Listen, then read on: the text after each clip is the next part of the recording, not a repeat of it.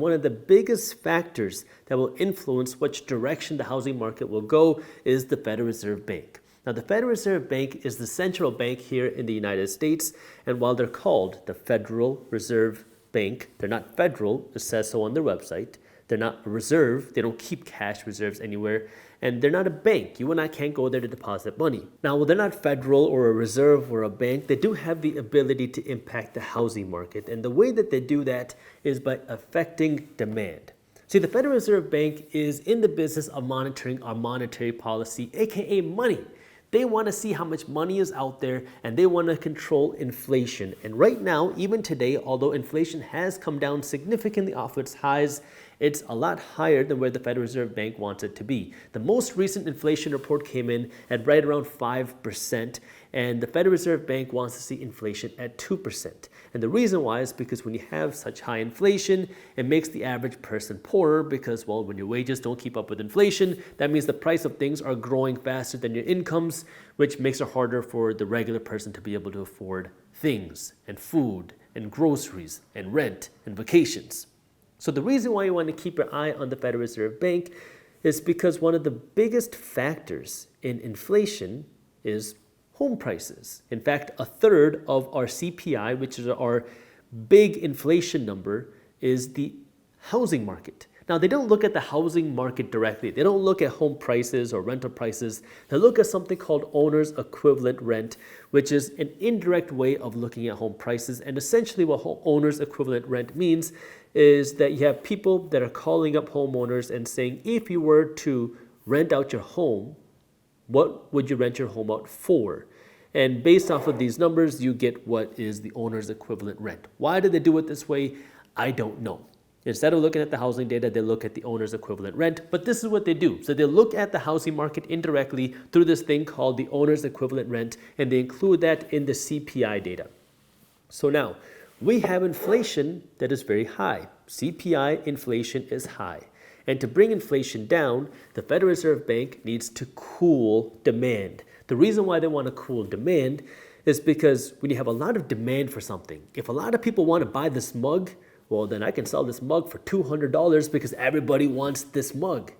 But if nobody wants this mug, I'm not going to be able to sell it for $200. I might have to sell it for $2. Just like that, when it comes to the housing market, if you have a lot of people that want to buy a home and not that many homes for sale, that means you have a lot of demand, low supply. That pushes home prices up. This is why every time we've seen mortgage rates fall, we've seen everybody want to go out, get a mortgage, buy a home, which pushes home prices up because then you have a bidding war. Everybody wants to buy this few homes for sale. People start bidding against each other to buy this home, which pushes home prices higher. And so in order to cool down this demand, to cool down inflation, the Federal Reserve Bank is working to increase interest rates because higher interest rates cool demand. If, let's just say hypothetically, mortgage rates went to 10% tomorrow, what would happen? Well, you're going to see way less people go out and want to buy a home. That would cool down demand. Because if less people want to go out and buy a home because it's less affordable, then you're going to have less buyers out there. And if less buyers are out there, sellers would be forced to cut the prices of their homes.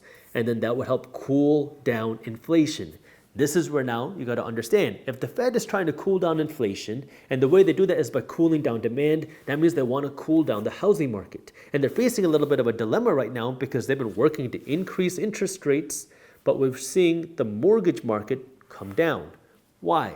Because mortgage rates and interest rates are similar, but not always linearly correlated. See, the interest rate that the Federal Reserve Bank sets is called the federal funds rate. This is the interest rate that banks lend money to each other at. You could think of it like the wholesale price of a loan. If a bank has to borrow money at the wholesale price, they will then jack it up and give it to you at the retail price. Like when you go to Costco to buy a shirt, Costco is going to buy the shirt at the wholesale price from the manufacturer, then they're going to jack up the price and sell it to you at the retail price. Banks work the exact same way. They borrow money at the wholesale price, this federal funds rate. This is the interest rate set by the Federal Reserve Bank. And then they're going to jack up the price and give you your mortgage rate, give you your credit card rate, or whatever the other type of loan that you want. So the Fed sets that wholesale price, but that doesn't determine the actual retail price. The retail price is then going to also be influenced by inflation.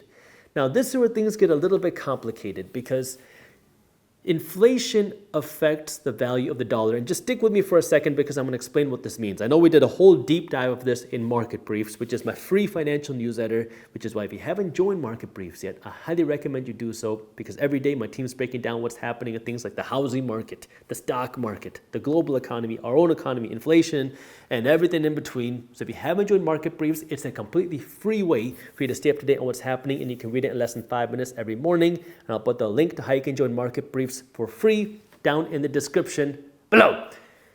But the Federal Reserve Bank and inflation affect now the general interest rate environment because when you have high inflation, that impacts people's view of the dollar.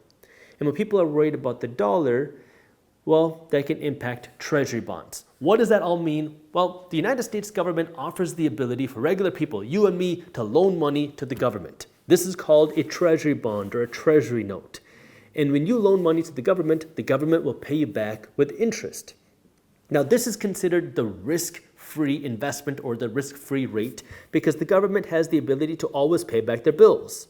How? Because they can work with the Federal Reserve Bank who can print money and give the government money. So if you had a money printer that could print an unlimited amount of money, well, yeah, you can go and spend whatever money you want because you have a money printer on your side. This is why the government is called that risk-free investment when you loan money to the government because they can always pay their bills. So now, when you have high inflation, people are worried about the dollar. And when people are worried about the dollar, they're less likely to loan money to the government. And so then the government will have to incentivize you with a higher interest rate, a higher rate of return to justify your higher risk. So when you have a lower bond price, a lower price to loan money to the government, you have a higher interest rate. When you have lower interest rates, you have a higher bond price. So when you have a lot of people loaning money to the government doesn't need to offer a very high interest rate because everybody's loaning money to the government. But when people aren't loaning money to the government needs to rack up the interest rates to incentivize more people to loan money to the government. And this is where now it sets the baseline for mortgage rates. And the reason why is because this is the risk-free rate. And when people are worried about loaning money to the government and the government has to raise their interest rates, the investment that an investor has to make into the mortgage market has to be an even higher rate. Because it wouldn't make sense for you to get a lower rate of return when you lend your money into the mortgage market than if you lent your money to the government. Because if the government is giving you a higher rate of return, you'd want to put your money there because it's a risk-free investment versus for me to invest my money into the mortgage market to give somebody a mortgage, I need to get a better return for my risk. And the better return is a higher interest rate. So when you see these treasury yields fall, that gives more ability for mortgage rates to fall. When people are worried about inflation and treasury yields rise, mortgage rates will naturally have to rise as well because you have to compensate for the higher risk because I could just take my money and put it into the treasury market and get a risk-free return. So for me to take on more risk, I need a higher rate of return. This is why you want to keep your eyes on the Federal Reserve Bank because the more that the Federal Reserve Bank does to bring down inflation, the more that they're going to have to raise interest rates. The more that the Federal Reserve Bank raises interest rates, well, the higher pressure that's going to put on mortgage rates. If you enjoyed this short clip from my longer videos, here's another clip that I think you'll love. And while you're at it, if you're interested in learning more about how to start generating passive income, our team put together an amazing guide on how to start generating passive income for free. All you got to do is click that button right over there. Thank you for watching, and as always, keep hustling.